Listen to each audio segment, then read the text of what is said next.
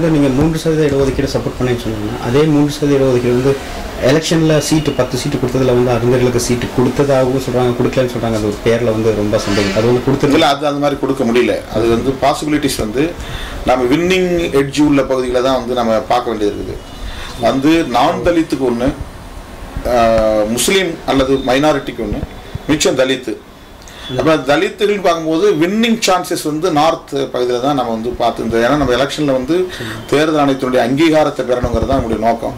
அப்போ வெற்றி பெறக்கூடிய வாய்ப்புள்ள தொகுதிகள் அப்படின்னு தான் நாங்கள் வந்து தேர்வு பண்ணோம். அப்போ வெற்றி பெறக்கூடிய வாய்ப்புள்ள தொகுதிகள், விடுதலை சிறுத்தைகள் வலுவாக உள்ள தொகுதிகள், இப்போ பறையர்கள் அதிகமாக இருக்கிற பகுதிகளில் தான் விடுதலை சிறுத்தைகள் தொகுதிகளை பெறுறோம்.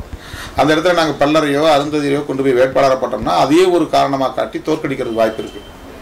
இப்போ அதனால் வெற்றி பெறுவதுங்கிறத இந்த தேர்தலில் தேர்தல் ஆணையத்தின் அங்கீகாரத்தை பெறுவதற்கான ஒரு முயற்சியை அடுத்து கட்சியில் எல்லார்கிட்டையும் மாநில செயற்குழுவில் பேசி, மையக்குழுவில் பேசி அப்படி தான் நாங்கள் முடிவு செஞ்சோம்.